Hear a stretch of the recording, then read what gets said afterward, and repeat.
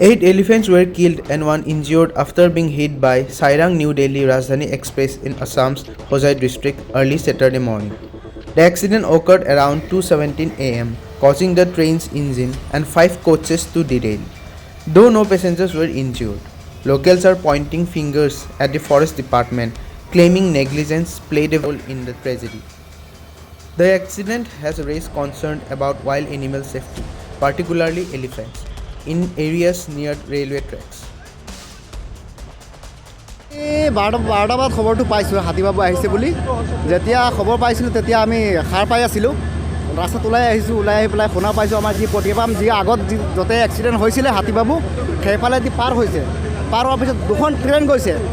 2খন train যোৱাৰ পিছত আমি অলপ পিছত শুনা পাইছোঁ আকৌ যিখন যমুনামুখৰ পৰা আহিছিলে কামপুৰমুখী যিখন ট্ৰেইন আহিছিলে সেইখনে শুনা পাইছিলোঁ হাতীবাবু কাটিছে। পিছত আমি লগে লগে আহিছোঁ। 2:45 বজাত আমি ৰাতি ইয়াত আহি পাইছোঁহি। আমি এটা মানে কথা কওঁ, একচুৱেলি যিহেতু আমাৰ এইফালে এইটো অঞ্চলেদি হাতীবাবু ওলায় সেইটো জানে, ফৰেষ্ট ডিপাৰ্টমেণ্টে জানে, আমাৰ ইয়াত যিবিলাক ফৰেষ্ট ডিপাৰ্টমেণ্ট আছে তেখেতে সকলোৱে জানে। যেতিয়া আজি ৰাতি হাতীবিলাক আহিছিলে তেতিয়া তেখেতসকলে নিশ্চয় গম পাইছিলে, ফৰেষ্টৰ ডিপাৰ্টমেণ্টে তেতিয়া তেখেতসকলে গম পাইছিলে নিশ্চয়। গম পোৱাৰ পিছতো যিখন আমাৰ যমুনামুখ পুলিচ ষ্টেচন আছিলে, ৰেলৱে পুলিচ ষ্টেচন, সেইখনত জনাব লাগিছিল। আৰু কামপুৰ যিখন ৰেলৱে পুলিচ ষ্টেচন আছে সেইখনত জনাব লাগিছিল। তেখেতে নজনাৰ কাৰণটো এইটো হৈছেহি, যদি জনোৱালে হয় তেতিয়া এই ট্ৰেইনখন যিখন আহিছিলে ড্ৰাইভাৰেও গম পালে হয়, চবেও গম পালে হয়। আজি 7-6টামান হাতী মৰিছে ইয়াতে। এইটো আমাৰ এইটো যি অঞ্চলৰ যিটো ফৰেষ্ট ডিপাৰ্টমেণ্ট আছে তেখেতসকলোৰে দুখ আছে, তেখেতসকলৰ গাত।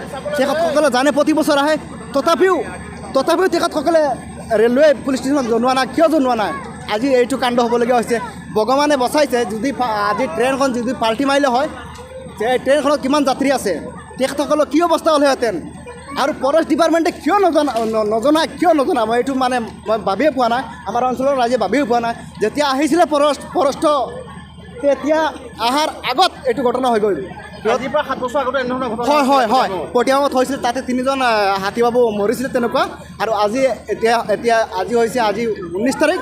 আজি এইটো ঘটনা হৈছে ৰাতি 1 বজা বা 1:20লৈকে এইটো ঘটনা হৈছে। এইটো হৈছে আমাৰ এইটো অঞ্চলৰ যি ফৰেষ্ট ডিপাৰ্টমেণ্ট আছে তেখেতসকলৰ গাফলতাত এইটো এক্সিডেণ্ট হৈছে। তেখেতসকলে যদি জনোৱা হয়, যমুনা যিখন ৰেলৱে পুলিচ ষ্টেচন আছে আৰু যিখন কামপুৰ আছে তেখেতসকলক জনোৱা হতিন এইটো এক্সিডেণ্ট আজি নহ'লে হয়।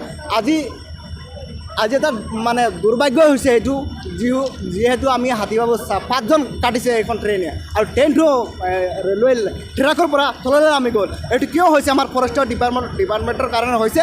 তেখেতসকলে যদি ভালকৈ জানকাৰী ল'লেহেঁতেন তেতিয়া এইটো আজি এক্সিডেণ্ট নহ'লে হয়। আমি ভাবিছোঁ আমাৰ যিহেতু ফৰেষ্ট ডিপাৰ্টমেণ্ট আছে আমাৰ এইটো লোকেলৰ, তেখেতসকলৰ গাত পূৰা দুখ আছে। তেখেতসকলে কিয় জনোৱা নাই?